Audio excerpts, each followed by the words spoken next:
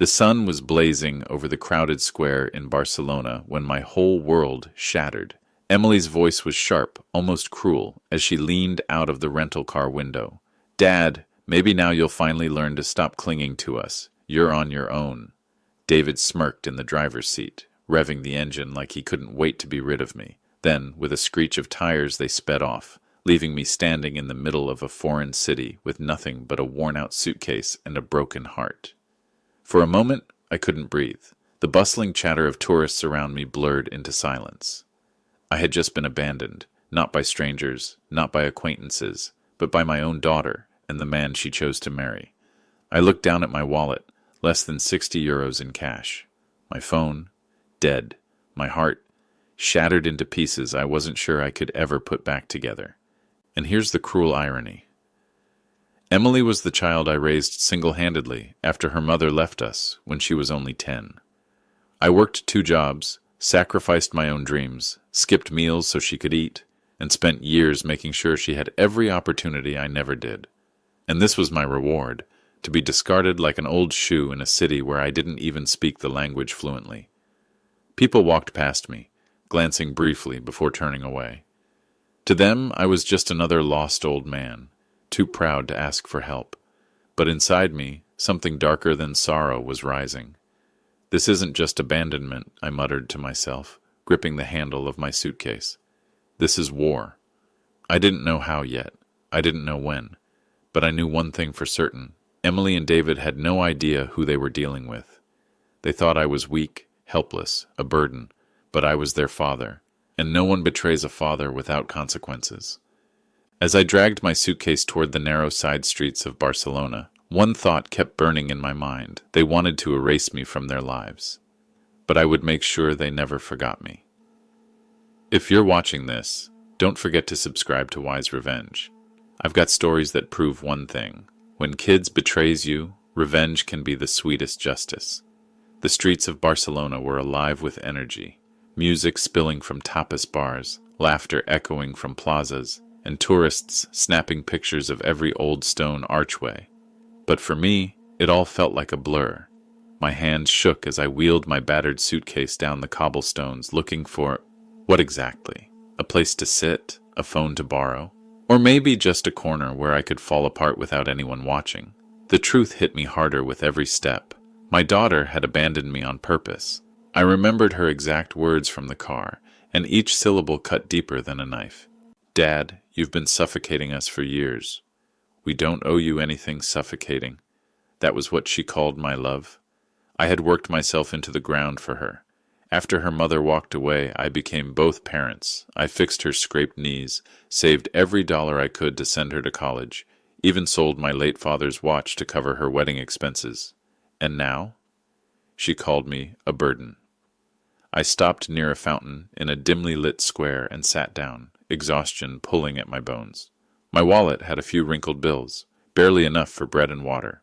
My phone still flashed a dead black screen, and with no hotel, no plan, and no family, I realized I was just a forgotten old man in a foreign city. For a brief, dangerous moment, despair nearly swallowed me. Maybe Emily was right. Maybe I was just a shadow from her past that she wanted to erase. My eyes stung as I fought back tears I swore I'd never let anyone see. But then, something inside me shifted. I wasn't just anyone. I was Richard, a man who had fought battles bigger than this. I had clawed my way through poverty, endured sleepless nights of work, and carried a child alone through storms that would have broken weaker men. I wasn't going to let betrayal be the end of me. As the night grew colder, I found a small bench near a shuttered cafe.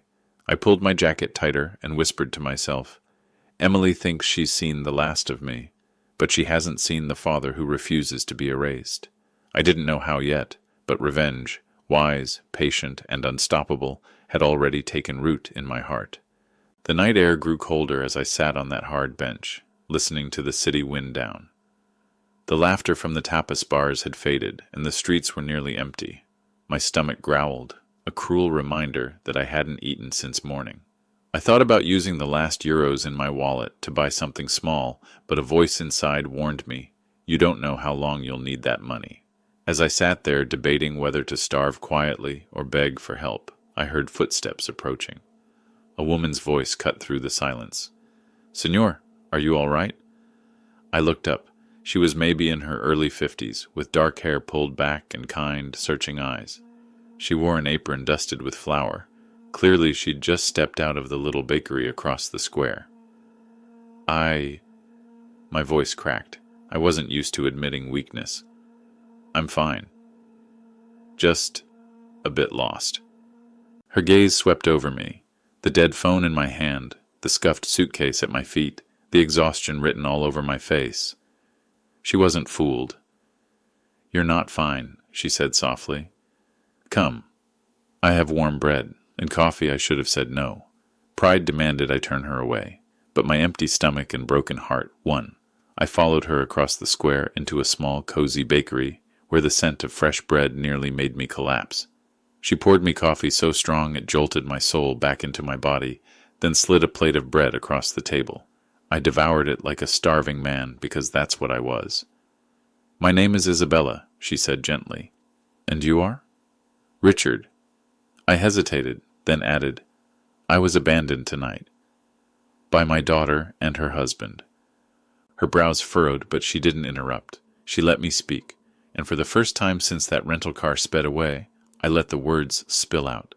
How I had raised Emily alone, how I had sacrificed everything for her, and how, just hours ago, she repaid me by leaving me with nothing in a foreign city. When I finished, Isabella leaned back, shaking her head. "Some children forget the hands that fed them. But you, Senor, you are not finished. You are only at the beginning." Her words struck me like a spark in the darkness. For the first time that night, I felt something other than despair. I felt the faint, simmering heat of resolve. The next morning, Isabella handed me a small charger she kept in the bakery for her customers.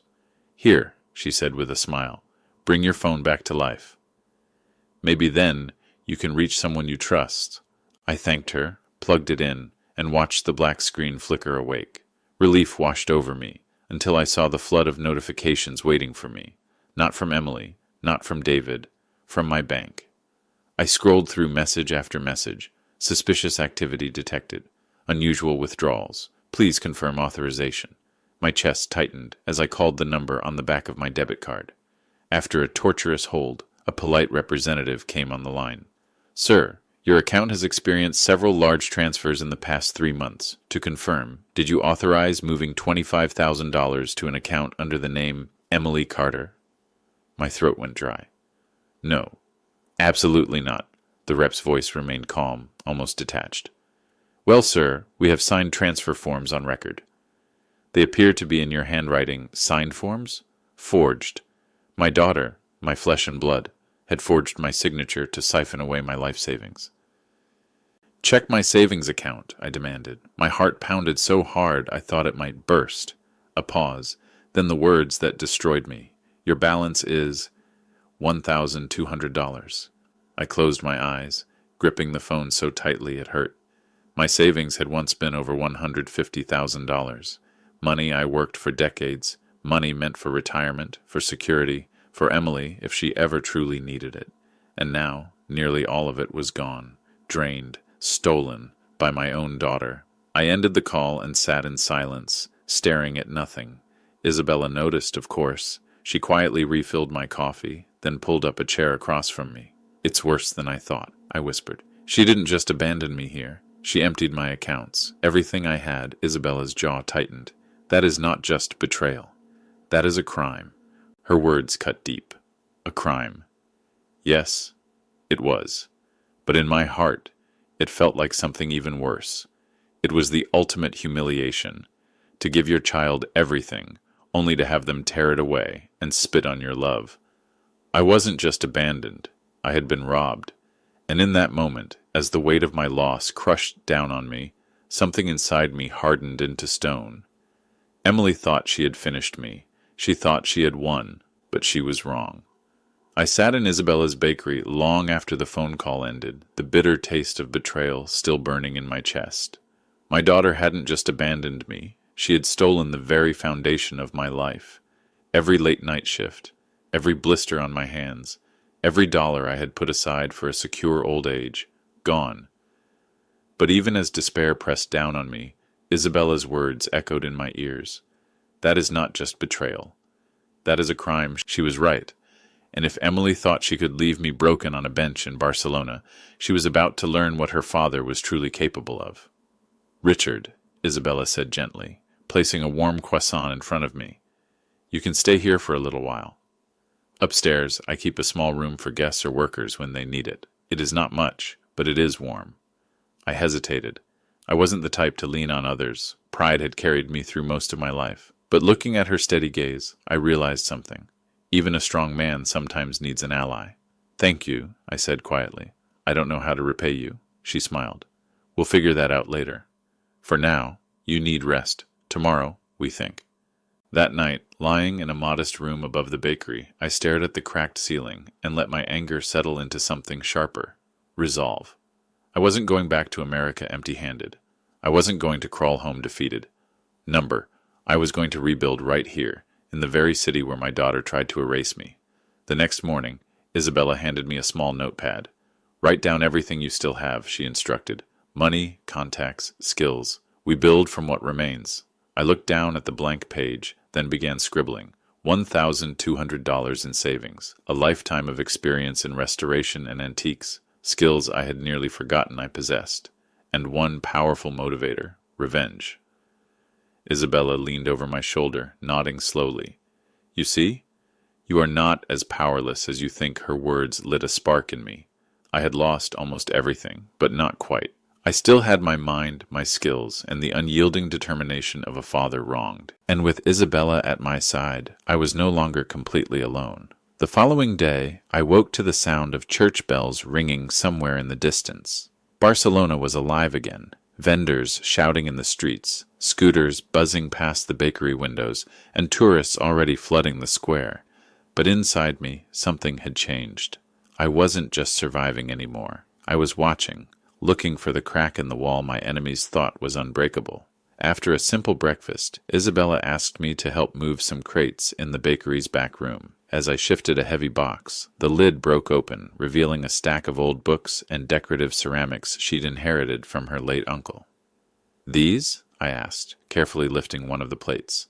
The hand-painted design was unmistakably Spanish, maybe late 18th century. My heart skipped. Do you know what you're holding here? She shrugged. Old junk. My uncle collected too much. No, I said firmly, my fingers tracing the worn glaze. This is not junk. This is history. Her brow furrowed. You sound like you know. I nodded slowly.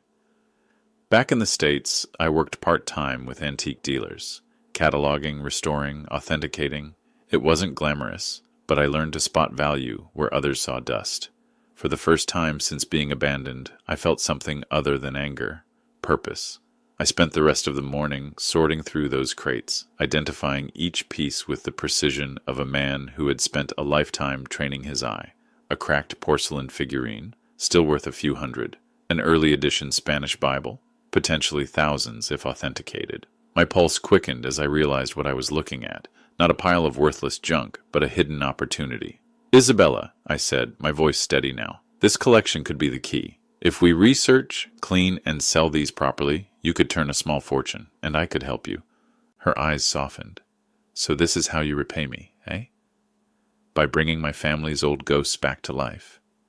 Not just repay you, I said, gripping the edge of the table. Rebuild myself. Emily thinks she took everything from me, but she overlooked one thing, my knowledge. She studied me for a long moment, then finally nodded. Very well, Richard.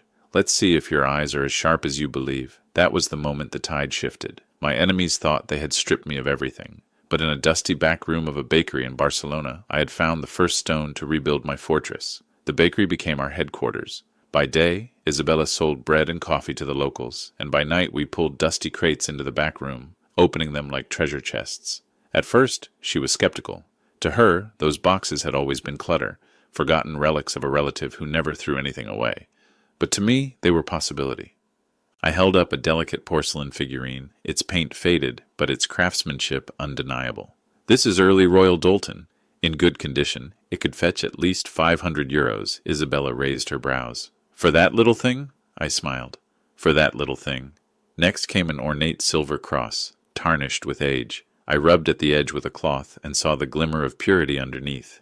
17th century, Spanish colonial. Could be worth several thousand, Isabella gasped, her flour-dusted hands flying to her mouth. My God, Richard, all these years I thought it was worthless. I chuckled softly. That's what makes antiques powerful. The world forgets their value until the right eyes find them again. Night after night, we sorted, catalogued, and researched. I scribbled notes in the same little pad Isabella had given me, my handwriting steady with renewed purpose. The list grew longer. Rare books, jewelry, ceramics, even a small oil painting that I suspected might be the work of a Spanish master. The more we uncovered, the more I felt my old self returning. For years, I'd lived in the shadow of being just Dad, the man who sacrificed everything for his daughter. But here, in Barcelona, I was Richard again, a man with knowledge, skill, and determination. One evening, after we had cleaned a set of crystal goblets that sparkled like fire under the lamplight, Isabella poured us each a glass of wine. She raised hers in a quiet toast. To second chances, she said. I clinked my glass against hers, to proving them wrong. As I sipped, a thought burned in my mind. Emily and David had taken my savings, my dignity, and even my role as a father. But what they didn't realize was that by abandoning me here, they had unknowingly pushed me into the arms of opportunity. The man they left behind on that Barcelona street was gone.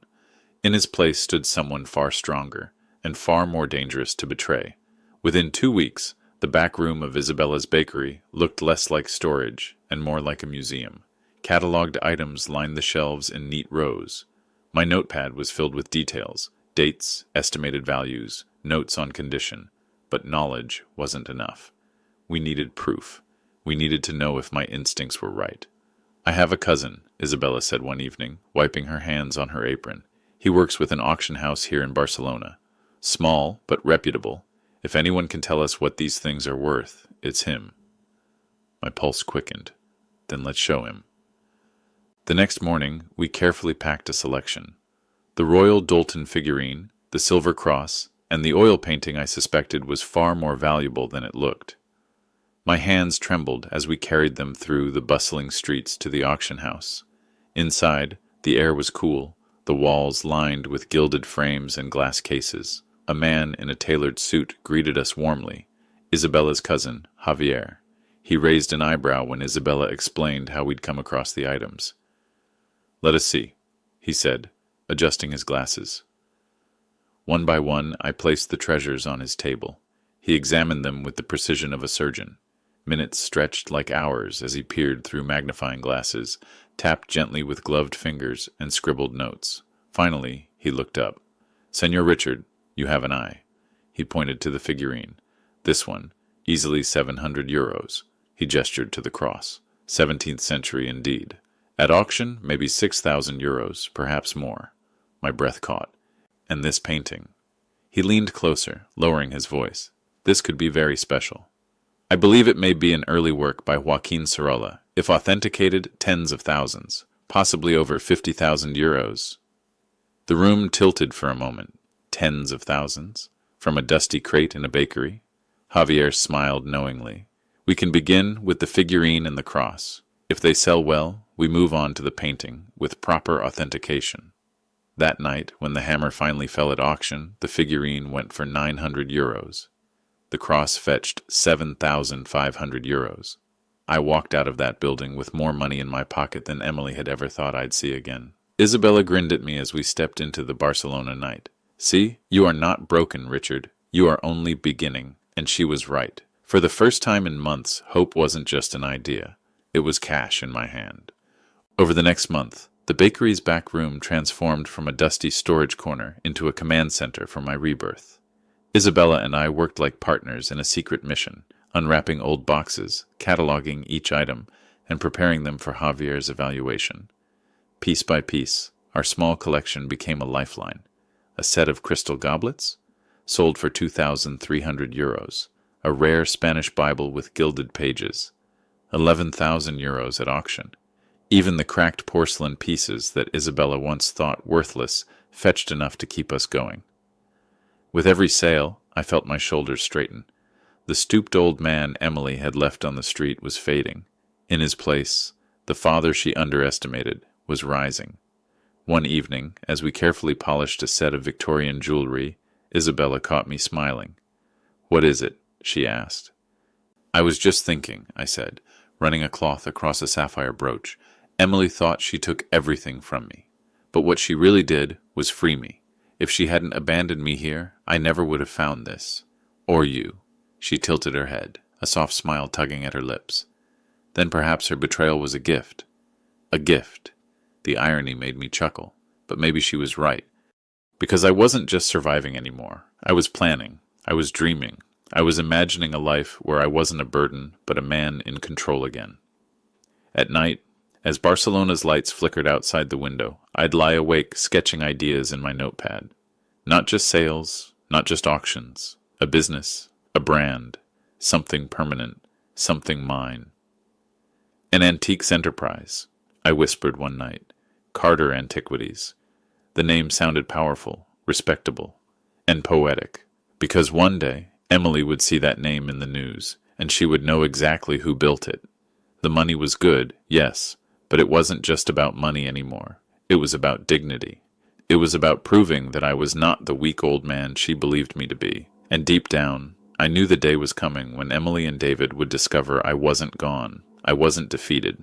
I was stronger than ever, and I would make sure they saw it with their own eyes.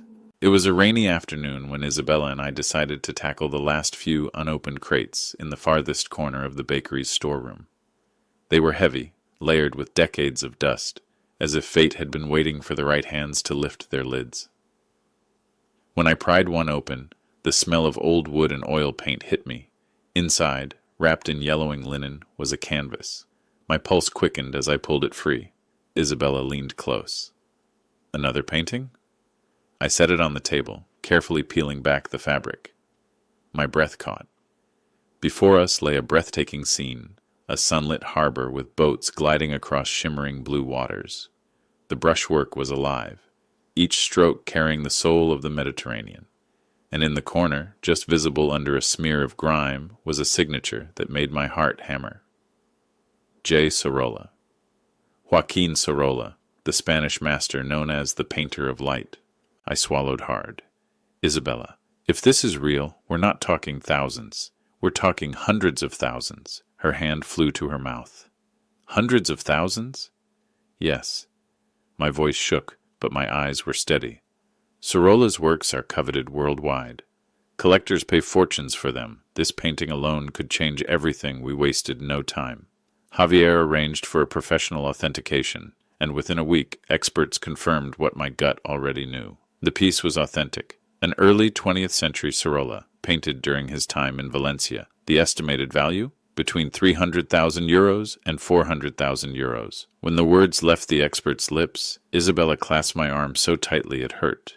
I barely felt it. My mind was already racing. Emily thought she stripped me of everything. She believed she left me broken and forgotten. But here I was, standing in Barcelona, holding a treasure so valuable it could buy back every ounce of dignity she tried to take from me, and more.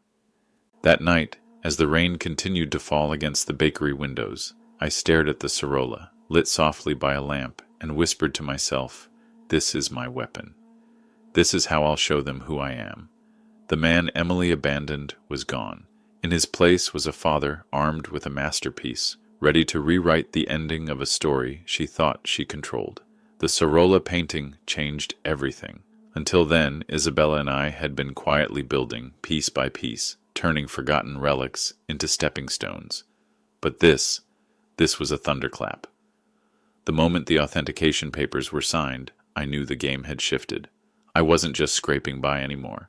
I was standing at the gates of power. Javier advised us carefully. This must go through the right channels, proper marketing, a high-end auction. If done correctly, you'll attract international buyers, museums, private collectors, investors. I nodded, absorbing every word. "What's the timeline?" 3 months. We need provenance research, restoration, and promotion. But if we do this right, Richard, you could be looking at 400, maybe 500,000 euros. 500,000. The number hit me like a lightning bolt. Emily had drained my accounts, leaving me with barely 1,000 to my name. And now, fate was offering me the chance to hold more than she and David could ever dream of. That night, I sat at the small desk in the bakery room and wrote 3 words in my notepad. They will see. Because my revenge wasn't just about money. It wasn't even about survival anymore. It was about showing Emily and David that the father they discarded had risen higher than they could ever reach. Isabella watched me, her eyes kind but cautious. "Richard, I see the fire in you. But don't let hate consume everything. Use this gift to build, not just to destroy." I gave her a thin smile. "Sometimes, Isabella, the only way to build is to show those who betrayed you what they threw away. I won't let hate control me, but I will use it to make them choke on their own arrogance." In the weeks that followed, I poured myself into preparation. I spent hours researching Sorolla, tracing the painting's journey through estate records, ensuring its legitimacy was airtight. I worked with restorers, watching every brushstroke as they carefully cleaned away decades of grime to reveal light that almost glowed, and with each step, I felt myself transform. I wasn't the lost, broken man on a bench anymore. I was a strategist, a builder, a father sharpening the blade of justice. Emily thought she had ended my story, but in reality, she had only written the first act. Barcelona has a way of celebrating success. News travels fast in a city where art, culture, and wealth weave together like threads of a tapestry. Within weeks of preparing the Sorolla, people began to notice me. At first, it was small. Javier's colleagues whispering about the American with the eye for treasures. Then it spread to collectors who started dropping by the bakery, curious to see the man who had stumbled upon antiques that had been hidden for decades. Some came out of genuine admiration, others came with envy. Either way, my name was beginning to mean something again. One evening, as Isabella and I were closing the bakery, she held up a newspaper. My photograph, standing beside the Sorolla with Javier, stared back at me. The headline read, "Lost Painting by Joaquin Sorolla, discovered in Barcelona bakery."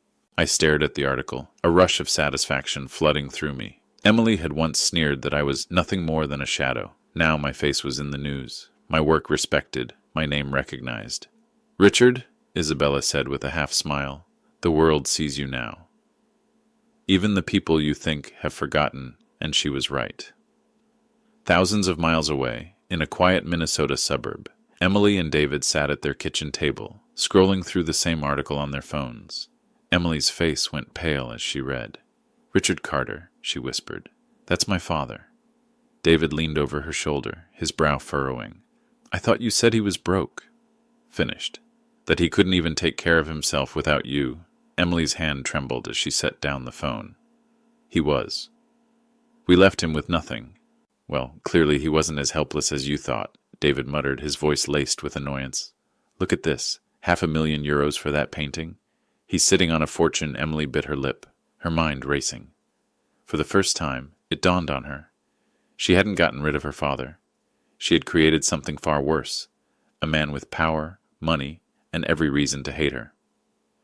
Back in Barcelona, I sat with Isabella by the glow of the Sorolla, sipping wine. I didn't know yet that Emily had seen the article, but I felt it in my bones, the kind of instinct only a father has. They would come back for me, and this time I would be ready. It was a quiet Sunday afternoon when my phone buzzed with an unfamiliar number. For a moment I considered ignoring it, but some instinct told me to answer. "Dad?" The voice froze me. Emily, my daughter, the one who had left me on a street in Barcelona with nothing but a suitcase and a broken heart. I let the silence stretch, forcing her to fill it. "Dad, it's me. Please don't hang up. I've been trying to reach you. I saw the article. I know you're in Spain." I kept my tone cold, deliberate. 7 months, Emily. 7 months without a word. Why now? Her voice trembled, softer than I remembered. Because I realized what I did was unforgivable. I abandoned you, and I hate myself for it. Please, Dad, let me make things right. Let us be a family again. Behind her honeyed words, I heard what she didn't say. She had seen the painting, she had seen the money, and suddenly her father was valuable again. A week later, she arrived in Barcelona with David at her side, and my grandchildren, Emma and Noah. I'll admit, when those children ran into my arms, my heart cracked.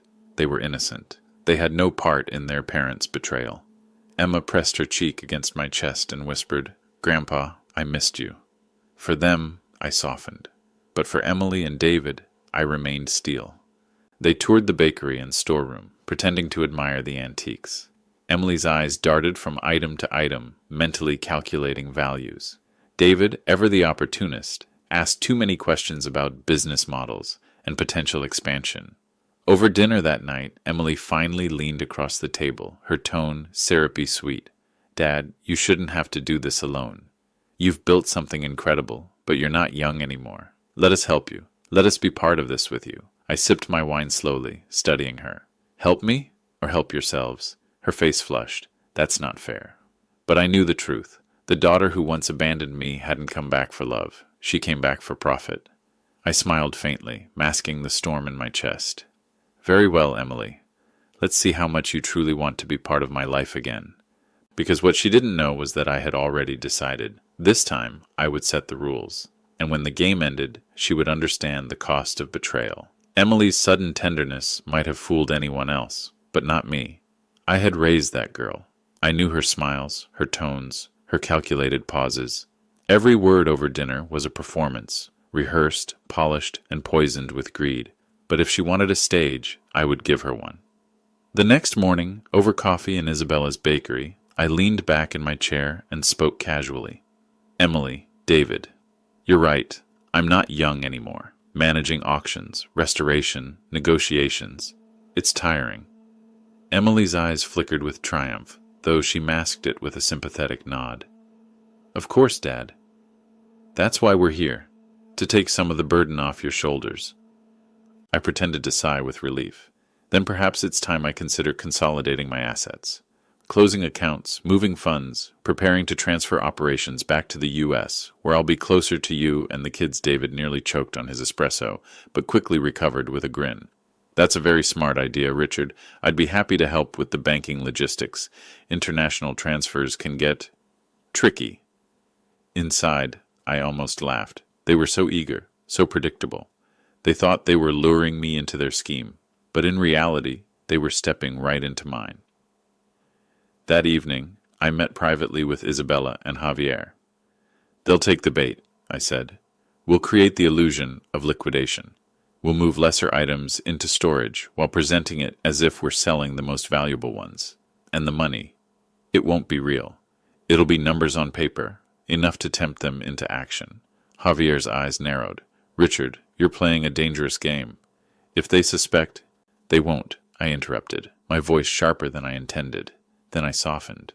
"They believe I'm desperate for family.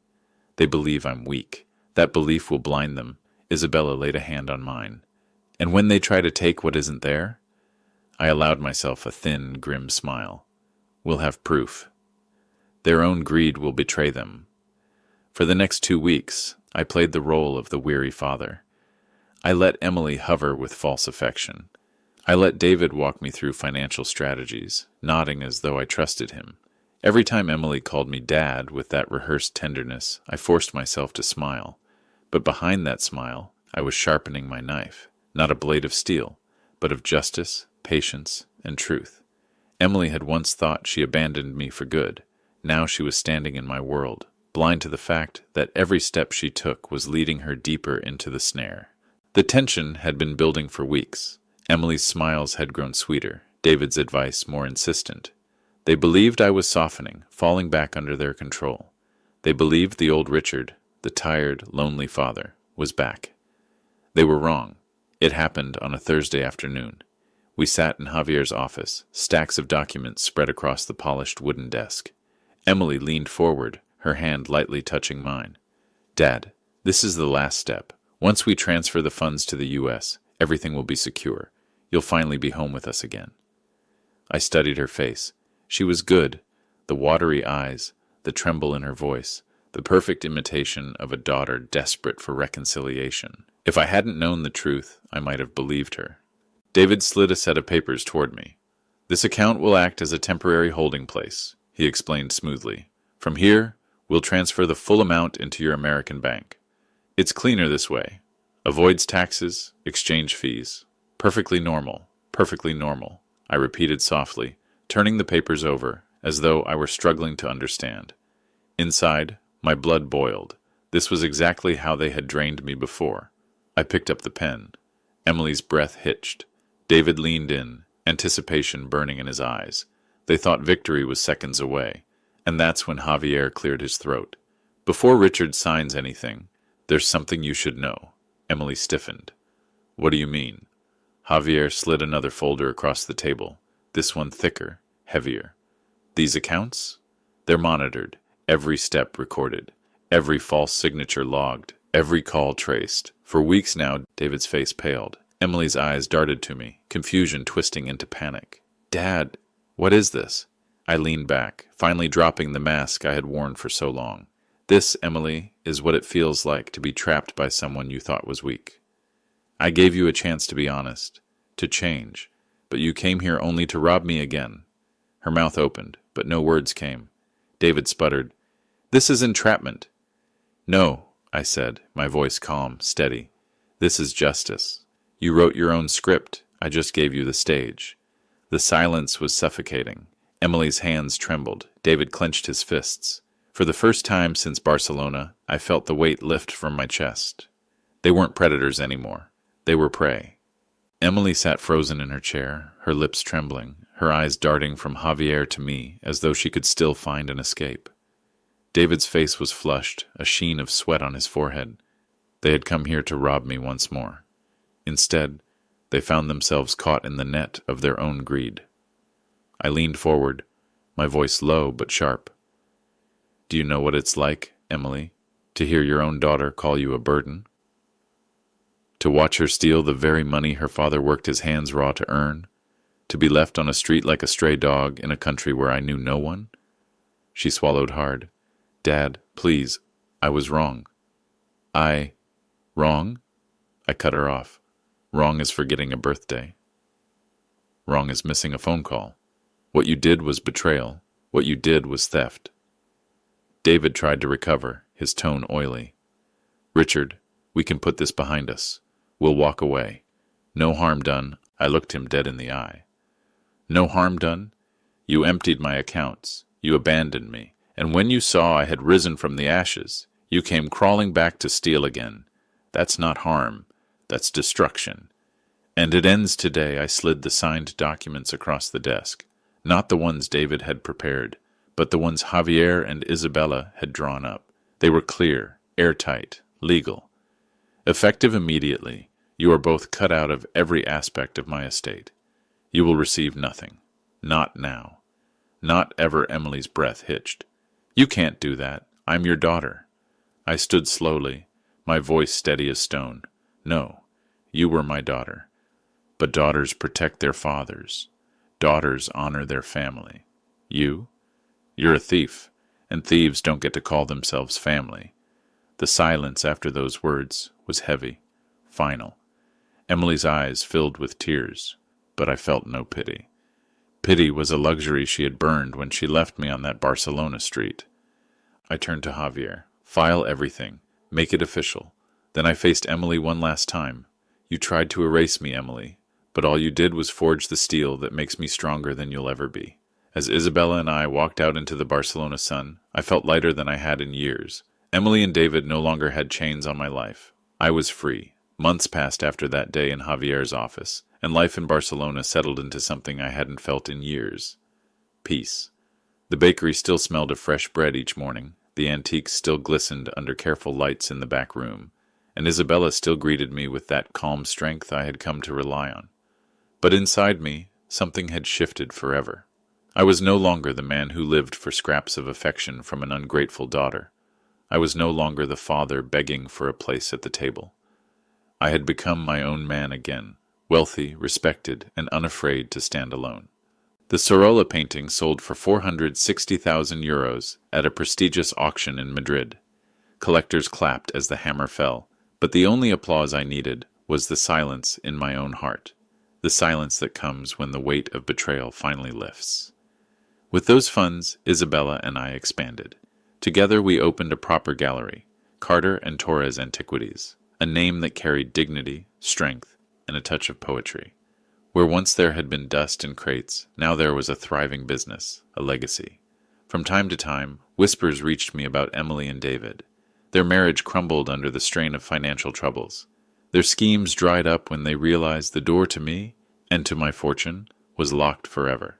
I felt no joy in their suffering, only clarity. They had chosen their path, and I had chosen mine. One evening, as the Spanish sun painted the horizon in gold, I stood at the gallery window, watching tourists wander past. Isabella joined me, holding 2 glasses of wine.